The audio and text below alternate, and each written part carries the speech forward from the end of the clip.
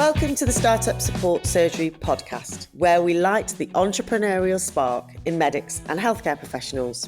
Join me, Dr. Jo Watkins, GP, business coach and co-founder of The How People, on a journey to discover where your medical know-how meets the business world. This will help you find some clarity on how to balance work, passions and family so that you can gain more freedom and control over your life, but also continue to help people, which is actually why most of us went into medicine to start with. Embarking on this entrepreneurial adventure is not easy. It is a roller coaster of emotions, but it's hugely rewarding and exciting in the process. Drawing on my 20 years of blending medicine and business as a GP, I am here to share experiences, insights and lessons. Expect lively chats, expert interviews and real-life stories from medics who have taken their own path. Let's break free from traditional healthcare norms and explore more innovative ways of making a real difference to people's health and well-being, along with paving the way for a brighter future for us as healthcare professionals. Oh, don't miss my free PDF called From Stethoscope to Startup, which is an 11-page guide in the show notes full of practical help and advice. This is your roadmap to kickstarting your journey with us. Enjoy the show. I have been very excited about this week's podcast. Lisa Bean is a UK-based business coach, motivational speaker and best-selling author. Through her courses, video content and live events, she shows entrepreneurs the truth about what it takes to make sales in your business, especially when you're purpose-driven. We go into this at great length in this podcast. It is a really honest discussion. There's going to be stuff in there you don't want to hear, but if you are in this entrepreneurship game or you're thinking about starting, please listen to this episode. Lisa is now running her third six-figure business, but it's not been an easy ride, as you will hear in the podcast. She's generated over 7 figures in personal sales, and she's coached hundreds of founders and teams across the UK. As you will hear, Lisa is known for her bold honesty, talking truthfully about how hard business really is and what's required to succeed. Lisa is the author of The First Shit Version, which is her first book. And as you will hear, she is currently busy completing her second book, which she'll tell us about at the end of the podcast. I cannot wait to have this conversation. And Lisa gave me 3 facts for today, and I would like to pull all 3 of those out in our interview. You've been at 5 different schools before the age of 11. That has an impact on people and what they do. Military kid.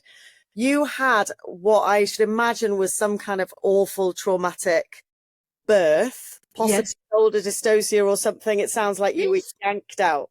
Oh my goodness, Jo, I forgot. Of course, you're a doctor. You know that's exactly what I've got. But I didn't know. I had to Google that in my 20s. I didn't know that's what I had. Yeah, that's what I've got. Shoulder dysplasia or dyslodgia. Yep. Shoulder dystocia. I mean, when you sent me that message to say you were basically pulled out of birth, doctors basically told your mum you were pretty much paralysed. You might never walk or talk. Yes. That is the ultimate obstetric emergency situation. So that's left you with a disability with that right arm. Yes. So yeah, amazing. You're an amazing human. And obviously, I don't suppose your parents for 1 minute thought that you'd be doing what you're doing now. That's the miracle of it all. That's why it's so funny. But when I was younger, I thought, why did I have to deal with this? Like, this is such a difficult thing, you know, when you're a teenager and you're growing up. And I went to military boarding school. We marched on parade. It just put such a spotlight on it. But without that, I don't think I'd have the humility and empathy that I've got for other people and how hard it is for them to stand on stage or do a difficult thing. I'm like, yeah, I know. They're like, no, you don't know. You're really good. I'm like, no, I know. I'm only here because I walked through what you're walking through now and what a miracle it is. It is a complete miracle. And we are going to talk a lot about that. I think visibility is a big thing. But I can't go without mentioning the fact that you are an unplanned tortoise mother. Is that correct? You have a tortoise. It was an unplanned pregnancy. Yep, I am a tortoise mother. But the thing is, I didn't want a tortoise. It's like having a prehistoric little dinosaur upstairs. Lucy, who's my other half, said her daughter really wanted a pet tortoise. I said, oh, that's amazing. Of course, we'll get a tortoise. And it's transpired over a couple of years. Bella didn't want a tortoise. Never crossed her mind. Lucy wanted a tortoise. And so through her daughter, she has a tortoise. And I'll get in trouble for saying this. I was going to say Lucy doesn't even look after the tortoise. She does, and she would. But because I work from home, yeah, I'm now responsible caregiver and You're the provider main, for our tortoise. main Yeah.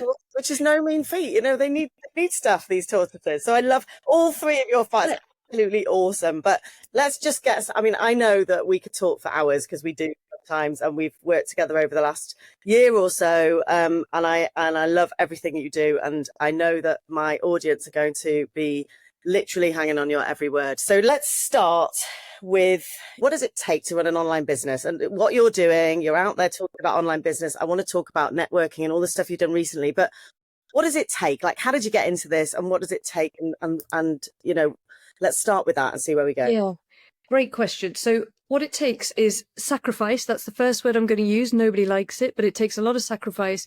It takes a lot of commitment, and you've got to use your personal edge. So the first one, sacrifice.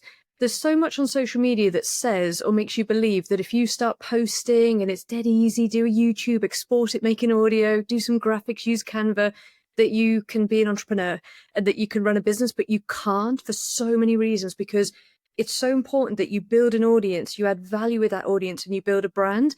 If you think it's going to take you 3 months or even a year to get off the ground, you've been misinformed, and it's not your fault. Social media advertising have used those messages to get you into their courses and programs. But I always say to people, 2 to 4 years to start making a living doing what you love if you commit.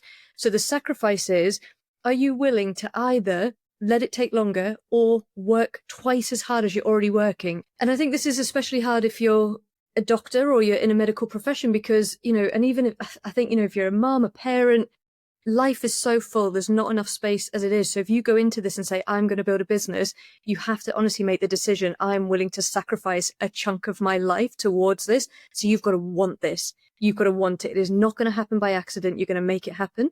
So the sacrifice bit is, can you do this for 2 to 4 years and risk not being paid in that time? If you're that committed, you'll probably make it, and you'll probably get paid sooner as well.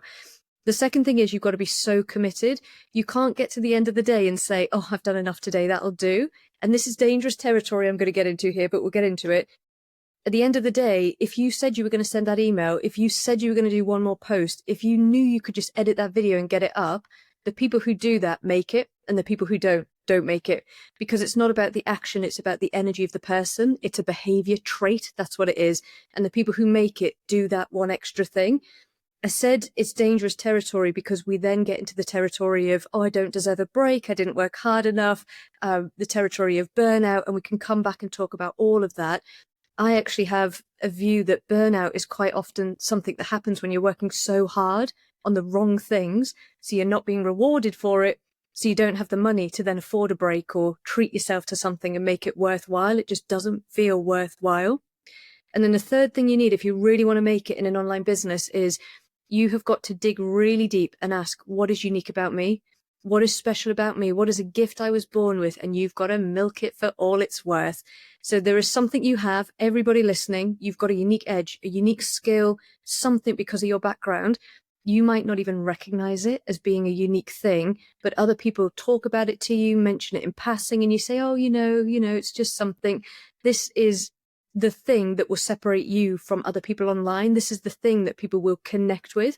It's the thing that, it's so much deeper than that, it's hard to even explain. So you mentioned in the beginning, in one of those facts, I grew up in a military family, so we traveled all over the world. And it's not unusual actually for people who end up in medical professions to have some kind of connection to police, military, and have a lot of travel in their life.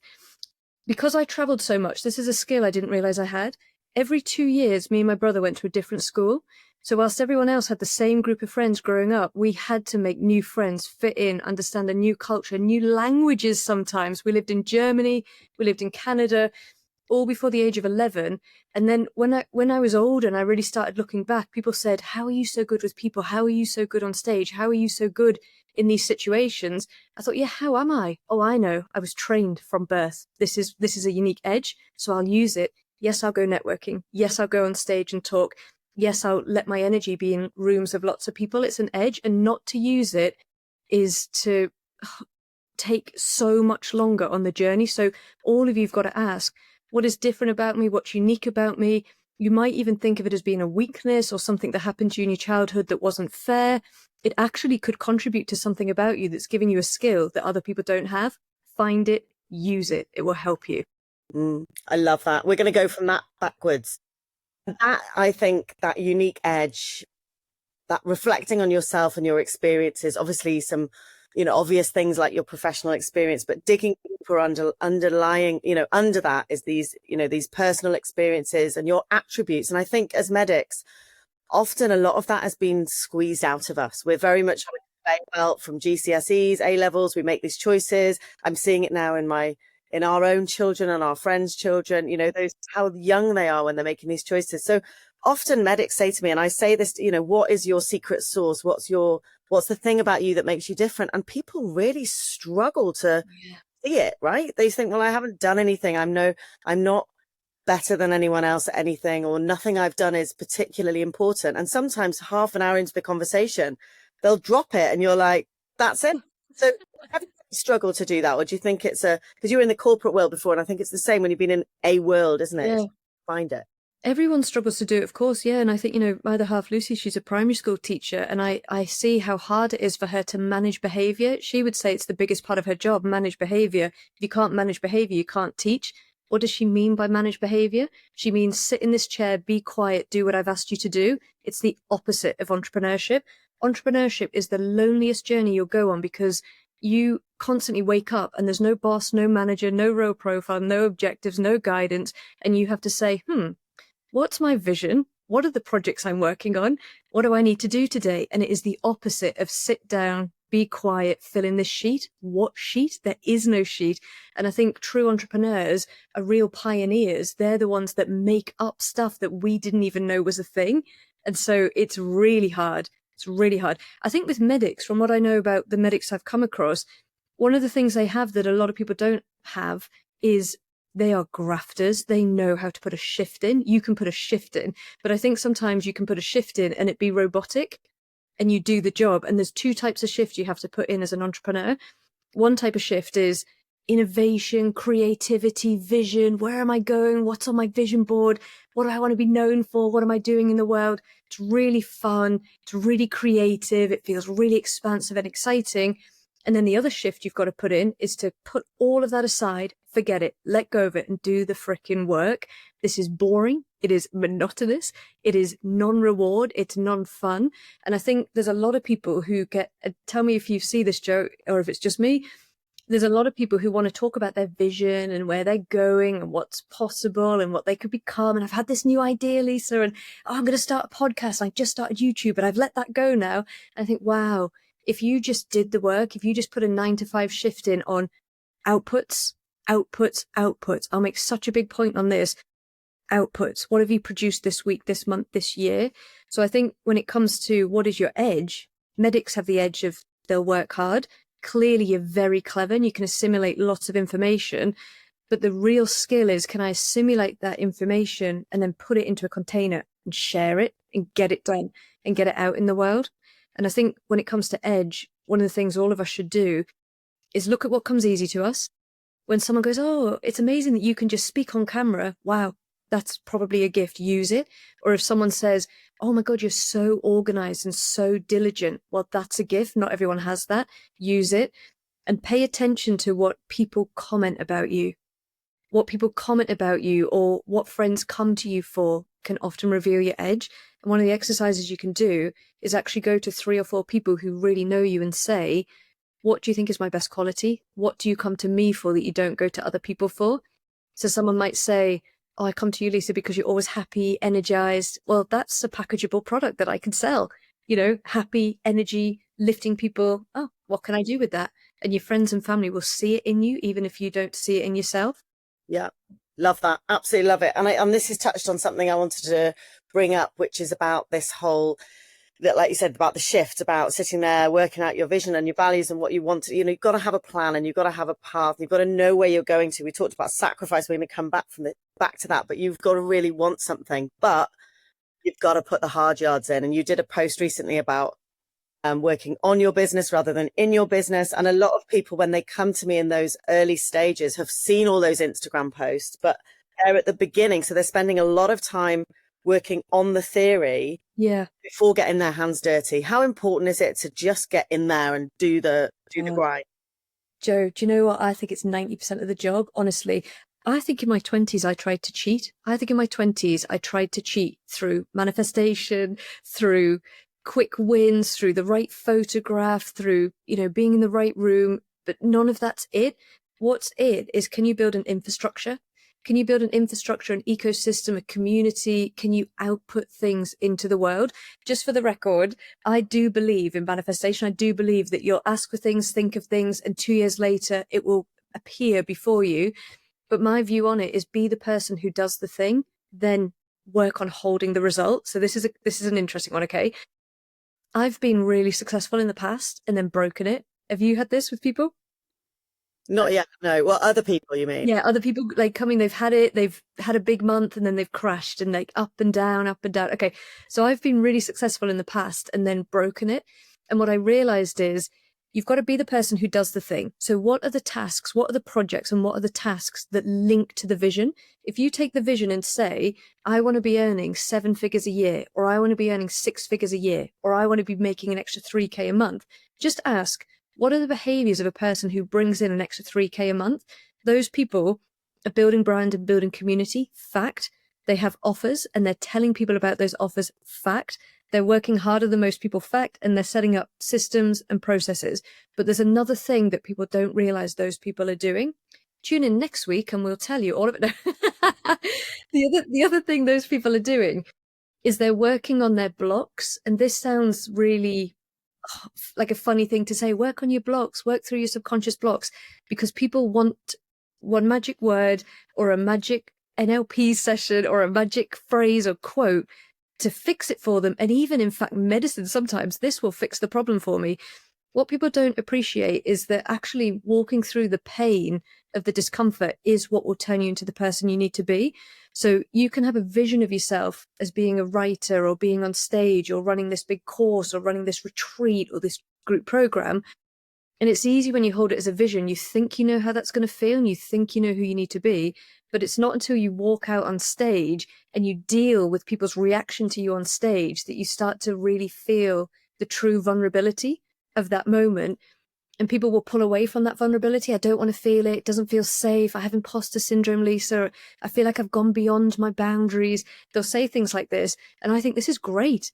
When you're in that space, that's when we can do the work. Even if it feels a little too far sometimes, until you're in that space, you can't do the work. So instead of trying to make it feel better, this is the big thing. Instead of trying to make it feel better, you've actually got to learn to self-soothe in the pain. So making it feel better would be, I'm tired, I'm going to go to bed.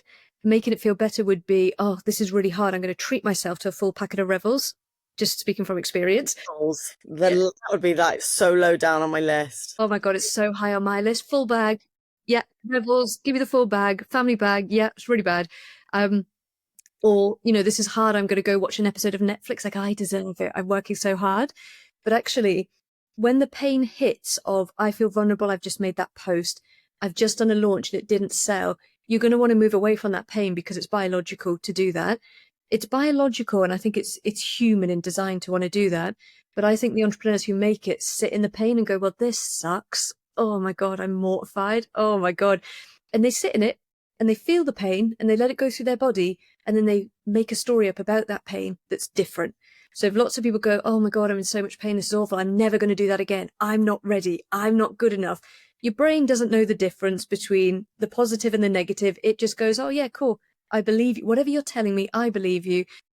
Whereas, whenever I had my falls and my knockbacks, and by God, there've been a few, like I've had some big issues in my journey, which I'll share because I think it's important.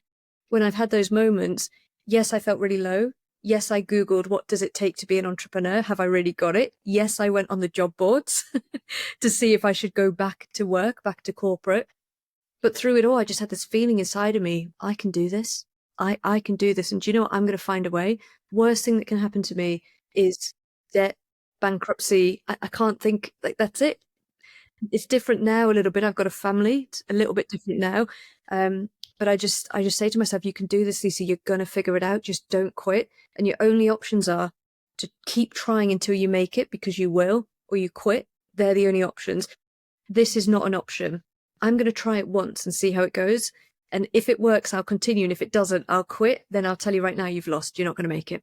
Yeah, absolutely. So let's dig into that a little bit more. Like, you've had some big lows. I want to talk about, obviously we're going to lead up to where you are now, but tell us about some of those things. I think it's easy to look at you and think, oh, you've got it all sorted out. You're like the pin-up girl for online business. You're out there doing your talks. You're like Castle's answer to Mel Robbins. Like, tell us the shit stuff. Do you know, Joe, that what you've just said there is really powerful for me to hear, your Newcastle's answer to Mel Robbins, because it's a really good reflection for me to be associated with the people that I look up to. So that for me feels like really good energy. So thank you for that. I'll take that. And I will repeat that sentence. That is an example of, I've heard that. And some people will say, oh, no, that's not me. I'm like, yeah, thank you. I'll take that. That's me. Whether it's me or not, that is me now. I will take that and I'll put it in my little, so thank you. I'll have this clip on repeat, please. Okay, so I'm 39 now. I accept that I'm very young still. I think 39 is still very, very young. I started in business when I was 23 and I left corporate. I was on a 65K package at 23 and I was like, no, Dad, I'm going to be a millionaire. This is going to be great. So I walked away from London, from all my friends and their grad jobs and their grad boyfriends and their investor this and investor that. And I was like, I'm going to be an entrepreneur and I'm going up to Newcastle, right? So I quit that job and I went up and I started trying to build my first company. So I'm 39 now and I first started trying to build a company, a coaching business, a speaking business, a writing business when I was 23. And I would honestly say it has taken me my whole life to figure it out. And it's only what feels like to me in the last 36 months, the last 3 years, that I've really figured it out and started really feeling the benefit of it. But the weird thing is that I have had success on the journey. I just couldn't hold the success because I had a major issue around money and it took me a long time to see it. So I'm going to tell you something that might shock people. On my journey to where I am now, and I run this multiple 6-figure online education business, I'm pushing to 7 figures. That's my goal. Over the next few years, I want to take it up to 7 figures. I've been in debt 3 times. The first time I got into debt, I got into £100,000 worth of debt. And honestly, I felt like my world was ending. I was 27, 28, 29 when it happened. I felt like the biggest failure on the planet. I got into 100K worth of debt. And when it happened, I don't know how it happened. I don't know why it happened. It was everyone else's fault but my own. It was the economy. It was what I had or hadn't been taught growing up. It was the people around me. It was everything. It wasn't me. It wasn't my fault. It took me years to pay off that debt. And when I got out of debt, I actually got myself back into debt. 65 grand was the second time I got into debt. 65,000. But the weird thing about it is I watched myself do it the second time. I watched myself get into debt and I couldn't stop myself. Isn't that weird? I was actually doing a poor behavior. It's like when you want to get in shape and you end up eating the full pack of Revels, or you want to have a better relationship, but you go quiet. You can't communicate how you feel. You're watching yourself do it, but you can't change it. And in this time over these years, I was reading books. I was on courses for money mindset. I was doing it all. And I ended up in therapy. I had one therapy session and I confessed everything about my debt and my issues. It was so cathartic that driving home from being in debt, I think it must have been that must have been the third time. Third time I got into debt was 8,000. When I got into debt the third time, I watched myself do it. And this time I had to make a decision. I can't do this again. I have to change my behavior. And I remember going into Aldi, Aldi, the middle aisle. Love that. Yeah, favorite place. I go there for a treat. So I went into Aldi and there was like a dog bed, and this dog bed was £22. And I had the money to buy the dog bed, but I said to myself, you can't have that bed. You don't need it. And when I walked out, it honestly felt like heartbreak. It's really hard to explain, but because it was a behavior shift, because it was like a change in what felt like my internal DNA, it actually felt like heartbreak. And I'm just raising this point because I think everyone listening is engaging in a self-sabotage behavior. You have a vision. There are projects you have to complete. Get them on a straight line through. This is the straight line through to my result. These are the 5 projects I have to complete. These are the behaviors that will get me there. Whatever those behaviors are, look at them and ask, why aren't I doing those behaviors? And whatever's hidden in that answer is your conditioning and your self-limiting beliefs and your self-sabotage behavior. And when you change and start being the person you want to be, be the person who does the thing. You can have anything you want. It won't feel good. It will feel like heartbreak because you're going against everything that you know is right. And I say no in inverted commas. You know it's right to do as you're told. You know it's right to have a job. You know it's right to marry and settle down and have kids because that's what you've been conditioned to believe. So to go against it and now make a video and put it on LinkedIn, that's not right. That is not right. Unless you're an entrepreneur, then it is exactly right. And that's what you're going to have to fight to do this work. And so for me, I'd never had an issue with videos and social, and that's a blessing. I'll take that for whatever reason. But I did have an issue with money, really big issue with money. And that was my heartbreak. And I could never be successful until I figured that out. And when I talk about the projects, putting them in order, I actually think for a lot of people, the first project on their list is make 6 figures. No, it's not. If you say the goal is 6 figures or replace your doctor's salary or, move to another country or whatever, work back. And I promise you, there'll be 4 or 5 projects before there. The projects will be things like build a personal brand, learn to serve a community, learn how to have an impact. Probably won't make you any money. Then there'll be a project around learn how to put products together and offers together and learn to deliver a result. You probably won't make any money because you should work hard to deliver those results for people when they give you the money. The third project might be, let's start making some money off this. Let's learn to put it away and not give it all away. But if we come all the way back to the beginning, before all of those, I always think there's a secret project that you're avoiding and it's costing you everything. That secret project for me was, Lisa, you're in debt. You've got to get out of debt. You've got to figure it out. Because I always thought one big payday and I'll be fine. But it wasn't true. It was an energy. I had to get out of debt first. And I say this because for some people listening, their project could be, I'm miserable in my job. I'm working too many hours. I need to cut my hours back or take a different job. I hate where I live. I'm really cut off from my family. I need to move. And that might be your next 2-year project. It could be you're miserable in your relationship. It could be that you're not looking after your health. It could be anything. What is the project right now that is shadowing your life? Deal with that, move through that. And the next project becomes, now let me build a brand. But you can't build a brand in that shadow.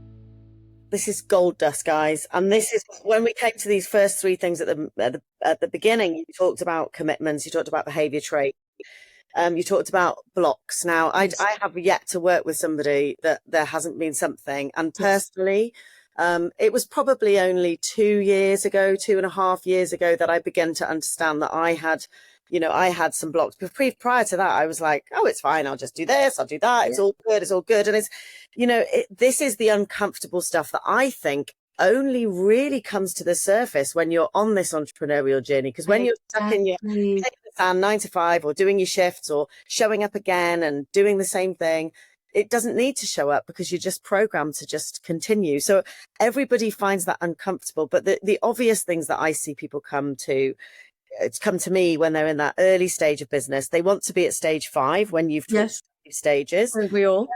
But it's fear of failure, fear of judgment. Perfectionism is a big thing. Not knowing what the next step is. Like you say, nobody tells you to sit down and gives you the handout. But there's also a group, I think there's a lot of people within the NHS that are very frustrated by not being able to help people. We went into to work to do that. I mean, obviously there's been new things and, who knows what's going to happen to the NHS in the future, but we want to help people. And there's a lot of very empathic, kind, but, driven and, people that really want to do good stuff in the world. And I think people are more and more seeing entrepreneurship as a way of helping people. You've talked about it being hard. You've talked about it being lonely. I think we could go all sorts of directions from here, but what about that person that wants to do good stuff? How hard is it for that person out there in this world? Yeah, I love that question because I just wrote down on my piece of paper the harshest 2 words I'm going to say on this podcast. Are you ready for them? God, she's worse than I am. Go on. It's very simple. Get better. Get better. If you genuinely care about people, get better at business and get better at marketing and stop saying it's hard, full stop. So I will say business is hard, business is awful. Honestly, don't do it. Don't do it, avoid it, stay away from it, unless you have a compulsion, unless you can't help it, unless it's an actual neurological defect in you like it is in me, then hi, welcome to the club, let's do it together. But if that's what it is, get better. You can't hold these two ideas. You can't say, I really want to help people, I really want to help. Oh, business is too hard. Honestly, what do you think is going to happen if you hold those two ideas? What you need to say is, I really want to help people. And in fact, I am helping people and I'm doing it today. What do I need to learn? What do I need to move through? Who do I need to become to make this happen? And I know this is so harsh, but I think there's so much on social media, like you can do it and manifest, follow this program. I have the answer. Nope. Nope. No one coach is going to get you there. No one book, no one program. You need a mix of influences, and your unique situation is going to be so bespoke to you. You don't even know the help that you need yet. But what I would say is, the way to get better, the only way to get better is by doing it, and to start letting failure be your feedback. Oh God, that sounds really cheesy. But when you fail, you honestly, for me, the way I look at failure, the human in me goes, oh, that really hurt.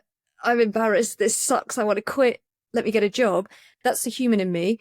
But the entrepreneur in me goes, useful. Now I know that was interesting. And I'll give you a phenomenal example that will give you hope. One year, in fact, last year even, it was just last year, I was having a low month. I was low on sales. So I did what everyone does. I was like, I'm going to run a masterclass. This masterclass is going to be called Sort Your Sales Out. And it was 99 quid. Joe, you might have seen this email come out. So I emailed my whole list. Guys, I've got this masterclass. It's called Sort Your Sales Out. You're going to love it. It's everything you need. Sat back and waited for the money to roll in. Nope. It wasn't. I didn't even get a pity sale. I didn't even get a sympathy sale. Nothing. Crickets. And this was only last year. And I was like, man, I'm really good at this. Like, aren't I? What has happened here? You've misjudged it. And I sat with it for like a day and I thought, what happened? Do people not want this? Have I positioned it wrong? Is it the timing? And then I thought, what are you doing, Lisa, selling a £99 thing? You used to sell 10K packages, 10K programs. So I went into this little office, got a coffee, and I got a Word document out and I put at the top of the heading, and this is a good exercise for all of you, don't think should this cost? Think, what do I want to bill? I wanted to bill 10K.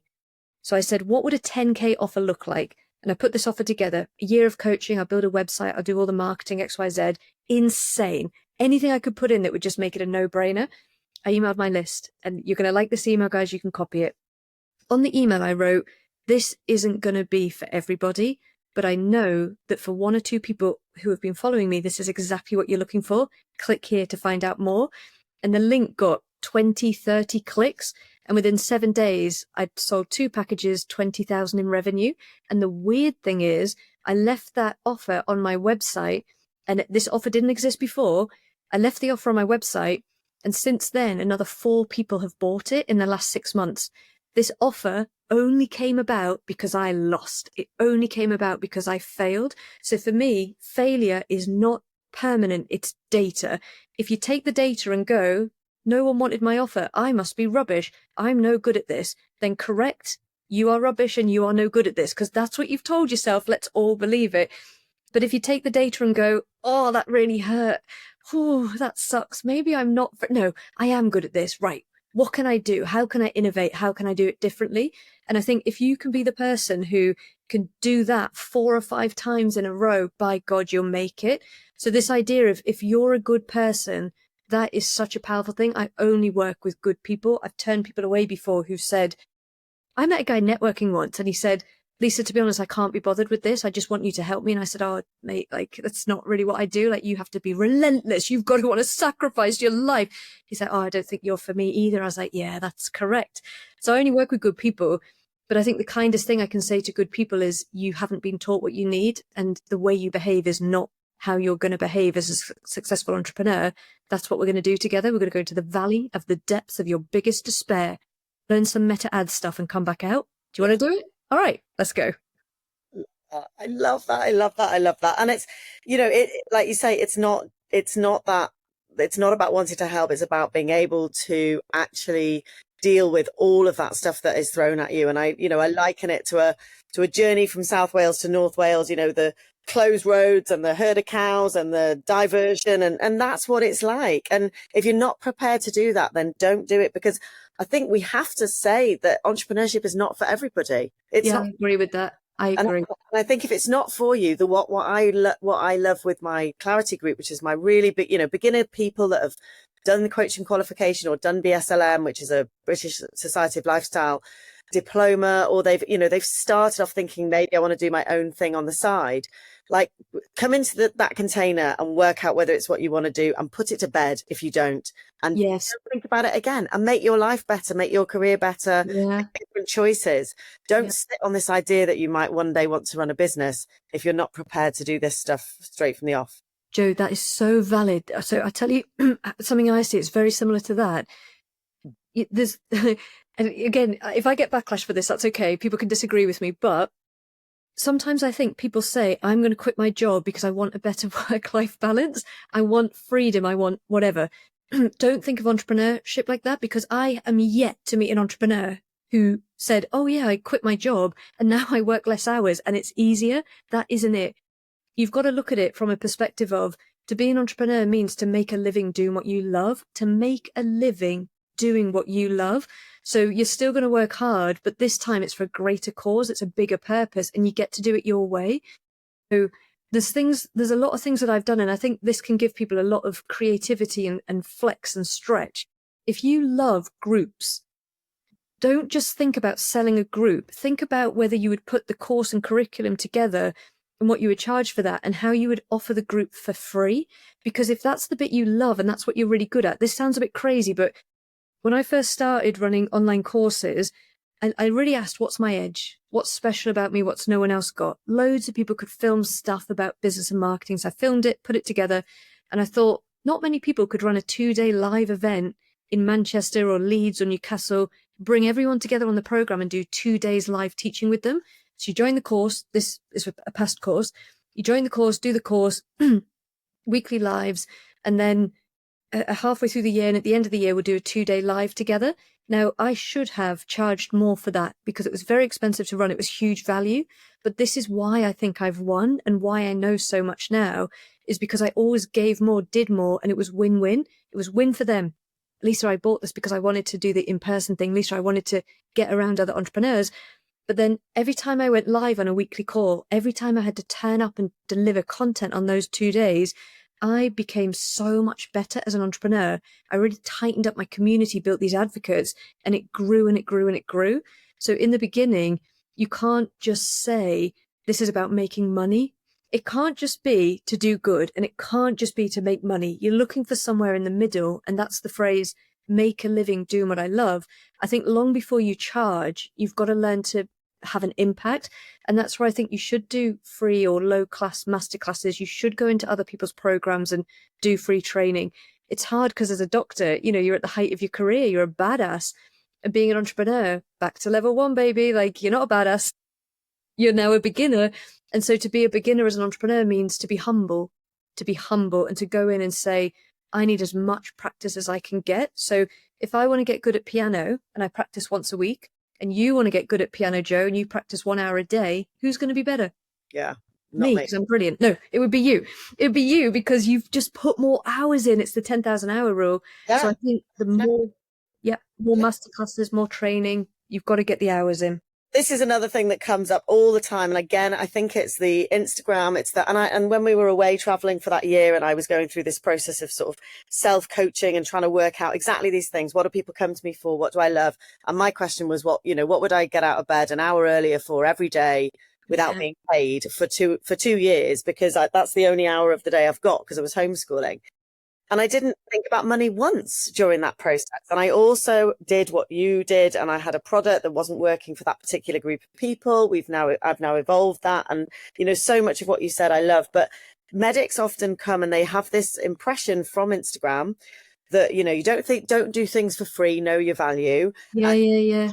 Charge your worth and all of this stuff. And I'm like, well, how many discovery calls have you got? And often the answer I get is, well, I've been doing this for ages in the day job. I'm like, not the same. Yeah.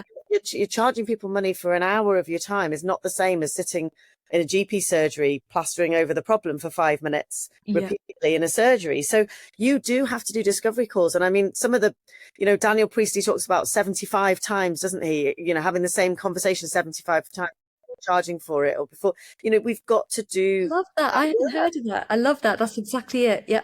Yeah. So, and that's okay, isn't it? Not charging for those, I call it the market research stage or the discovery calls. You've got to do that work to decide whether you want to do the job and whether you've got that fit and you've got a solution for the problem that person's having. Jo, I could not agree with this more. And I hope in this conversation that people are taking a lot of, hope from it, that you're not behind, you're not failing, you're just early in the process. And the only way to get there faster is it really is to do more. And I want to be careful of that burnout angle, but it's to do more and it's to be humble with it. I think you've got to get good. You really have got to get good at your craft. And you probably are good as a doctor, obviously, and good at that and helping people get a result.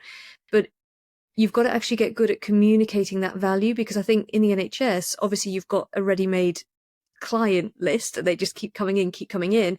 As an entrepreneur, they've got to find you. And so there's 3 things that I would say that I think can give you a really practical framework for this. The first one is you've got to get good at reach. So how will people find you in the first place? You can do it any way you like. It all works. You can do search engine optimization, write loads of content, optimize your site. You could do Google ads on YouTube. Great. If someone searches exactly what you are, that you could do that. You could do meta ads. You could do networking, events, business development, speak on stages. Don't do it all. That's silly. Pick something and say, I commit to learning meta ads, masterclasses, whatever. I commit to networking, whatever you do, commit. But you've got to have an answer to the question, how did I reach new people this week? And posting on social media is very rarely the answer to that, unless you're posting every day, you're posting in stories, you're doing trial reels, you're looking at maybe testing different reels, you're making all kinds of different content, you're going live. If you're like social media's it, well, show me on social media, look at your analytics. And if you're reaching 500 a month or 1,000 a month, your goal is, can I reach 1,500 people a month, 2,000 people a month? So you've got to do the reach bit first of all. The second thing you've got to do is you've got to build a brand, and that brand has got to be associated with success. So the brand would be, you're making YouTube videos, you're writing long copy posts, you're doing talks and filming them, you're going on podcasts, so that if someone comes on your website for the first time, what I see in a lot of people is their websites are very flat and there's nothing there. It's like, click this link, download my freebie, buy this offer. Guys, that worked a few years ago. Now you've got to lead with your personality. You've got to lead with value. They've got to watch something and go, oh man, that person's really good. What else have they got? Let me see what they're doing on Instagram. Let me see what's on their website. Oh my God, they've got a YouTube. They will read and consume for a few days, a few weeks before they reach out to you. And then that's the third thing. The sales bit is you have got to have crystal clarity on your offers. I don't want to see 10 different offers. Micro course here and 3 variations of this group thing here and special offer here. And no, I want to be able to go on your website and go, that's the signature product. Here's the starter product. Here's the I'm crazy, I want it all product. Those 3. And they've got to be able to find them and instantly go, whoa, these make sense. So I actually think one sales page with variations on that offer is the answer. But then in that final column of selling, you have actually got to be able to say, I've got this masterclass coming up. I'm running this event. I've got this thing, and people have got to want it. It can't be what you want to sell. They've got to want to buy it and see the value in it. So when you're on this journey, when we talk about getting your hours in, go have fun, get your hours in, whatever you want to do. If you love video, go crazy. Doesn't need to work straight away. If you love networking, go nuts. It's all expensible. Yeah, love it. Reach, brand, and clarity of your offer. It's not confusing. Before we wrap this up, I want to just talk about that networking word. Like, it's something that you've been a real advocate for recently. And it's another thing that medics really cringe when I start saying, get out there, speak to people. Really? I am painful in I've got a notes section of my phone. Whenever I meet anyone, I put it in the notes section of my phone, what their name is, where I met them, even if it's the person serving me in the post office or the new waitress in the cafe, whatever it is. But we've got to get out there and we've got to talk to people, haven't we? And that's something that you've taken You were all online. Obviously, we're in COVID. I think both of us want an online business for longevity of what Yes. we're doing. But the value of being in a room full of people is often the easiest first step, isn't it? Especially Yeah. for people. 100%. I'm so glad you've said that, because I think it's the easiest marketing thing you can do in terms of making sales and making connections. But when you go networking, you don't want to go networking to tick a box and start handing out business cards. Oh, it's so bad. When you go networking, you're like searching for the two most interesting people in the room, and you've got to take them for coffee, not to sell to them. I think entrepreneurship, if you can get away from the idea of selling from people and into the idea of adding so much value that they want to buy from you, then you'll really win. So if you go networking, think, I've got to take 2 people for coffee or lunch, and I'm doing it and I'm paying. So if you're chatting to someone who's really boring, or they've got nothing, there's no connection, well, you're taking that person for lunch, or move on. And this is awful, but when I go networking, I never fill my coffee cup. I just put like 3 mouthfuls in, because I'm a people pleaser, and I find it really hard to leave a conversation and people want to talk to me. So I go, oh, do you know, I'm really enjoying this chat. I'm going to go fill up my coffee, and it just gives me a break. Is that terrible? Well, you've said it here now. So if anyone meets you at a networking event and they're with you for 2 seconds and then you go and fill up your coffee, then feedback. Yeah, I'm like, oh, I've got to go fill up my coffee. I don't even drink coffee. No, I do. So when you go networking, I think there's things like that. And the first few networking events you go to, it's going to be so awkward. And people go, Lisa, I've been to loads of events. They're rubbish. I'm like, go to more. Go to 10 and you'll find one good one. This journey is not about, ta-da, I went to the first one and oh my God, and my business exploded. Nope. You're going to go to 8 and they're going to be awful, and you're going to wish you never started. And the 9th one, you're going to meet one person, go for coffee, go for lunch. But here's the real opportunity, right? I started networking in September, October last year because I'd been online, been in the house for years. I needed to mix things up. I decided I was going to go for 7 figures. First thing I thought was not run more ads. It was use your edge, and my edge is speaking. So I thought, I'm going to go out in the world. Here's a massive tip for you. I went out in the world and I never said, oh, hey, yeah, I'm a business coach, because that is how you end a conversation. Oh, you're a business coach. Great. I don't want to talk to you. Instead, when people said, so what do you do, Lisa? I said, oh, I'm a business coach, but I'm obsessed with marketing and sales. I love teaching people the truth. People don't know what it really takes. And at the minute, I'm just going to loads of different groups. I'm going on podcast training. I'm doing these talks for free because I've built these companies. I just really want to teach people how to do it. And then I shut up.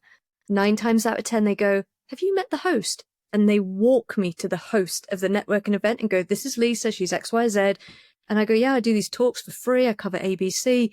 And they go, we're always looking for guest speakers. Of course they are. It's a networking event. Now, if you say to me, oh, but Lisa, I can't say I've built these companies, I've built whatever. No, but think about what you're selling and think about who's in that audience. You say, I'm a qualified doctor. Tick.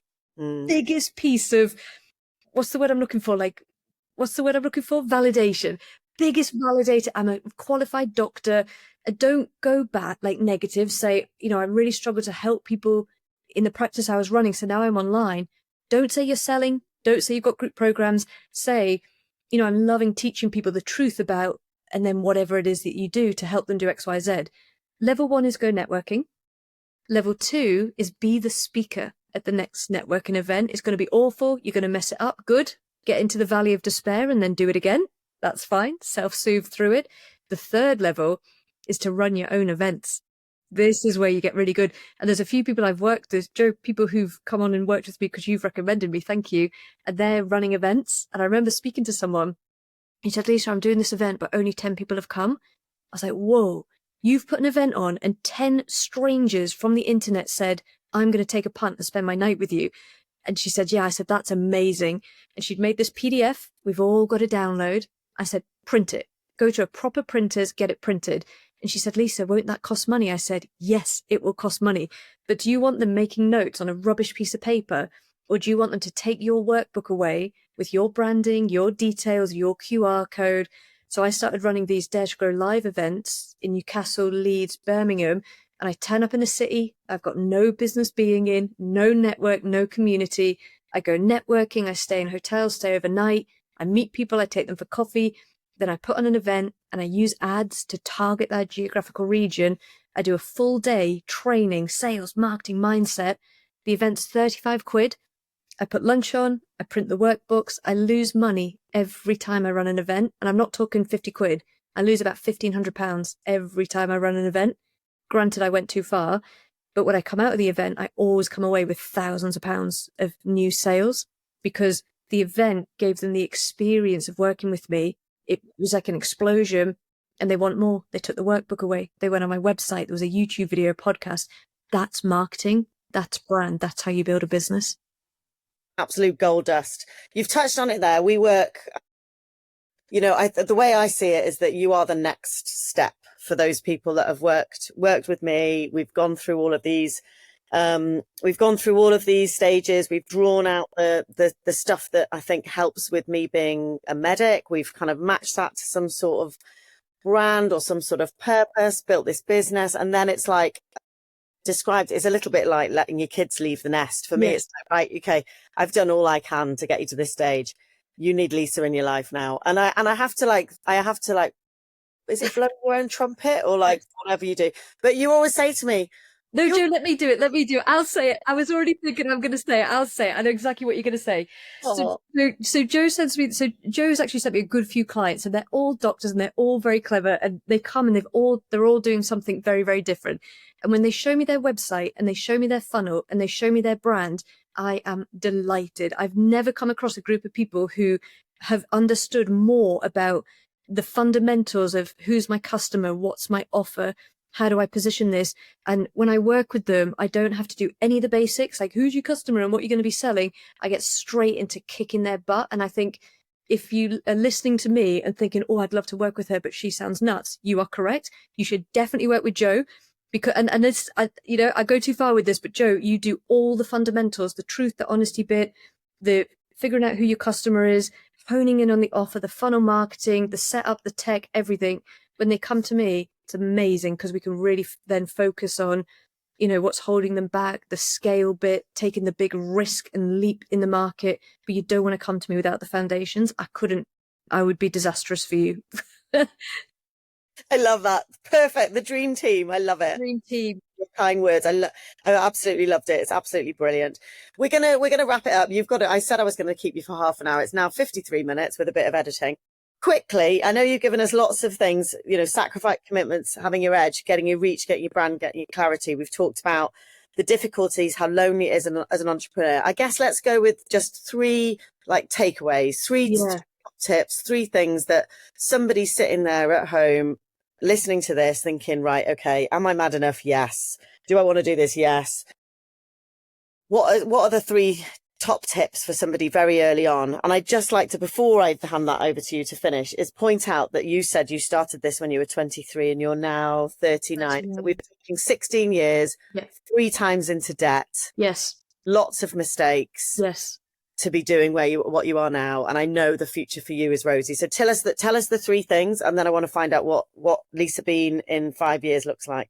Ah, amazing. Okay. So the three things would be, number one would be 100% focus on your brand, not the business brand and the logo, but your personal brand. Because we are moving into a world now where people don't want to buy from companies. They want to buy from the influencer.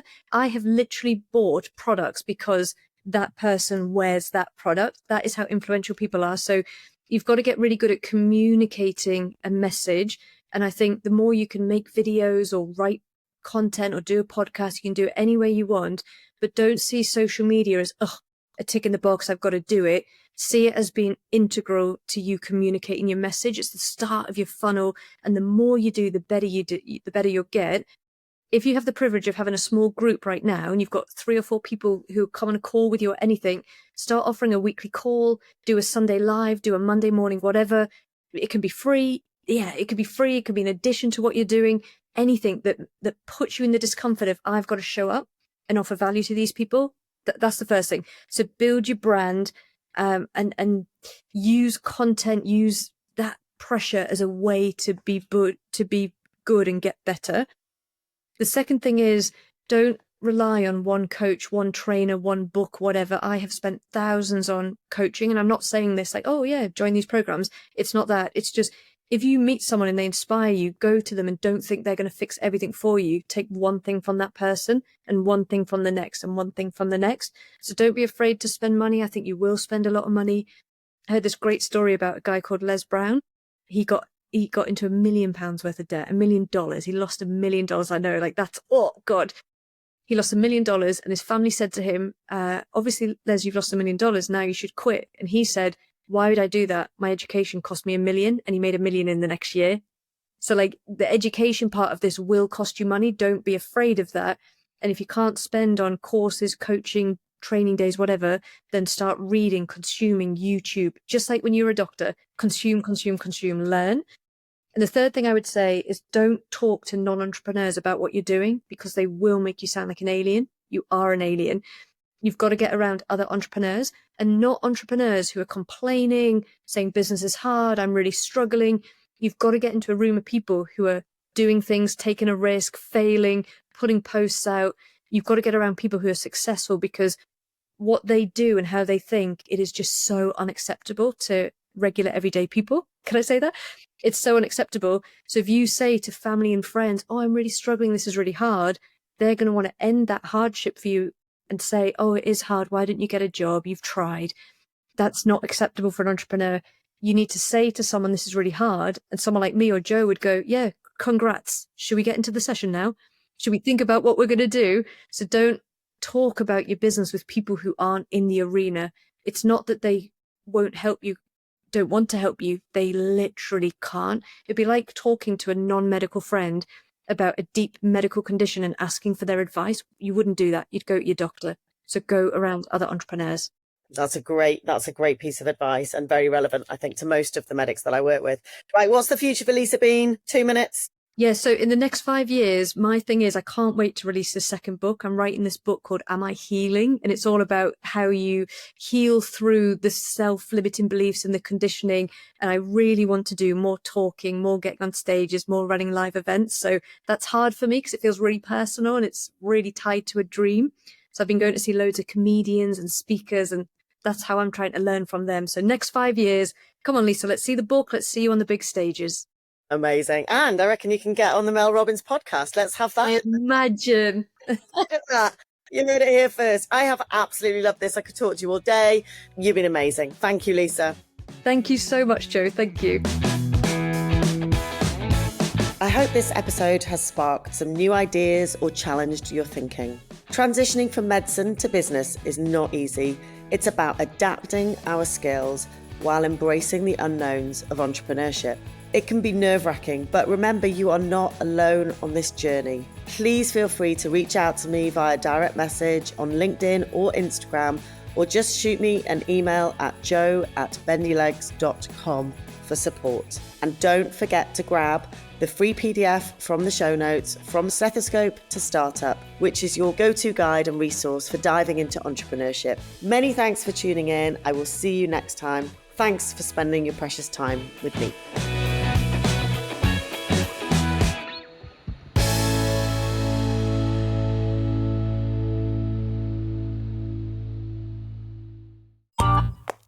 This has been a Monkey Pants Productions podcast.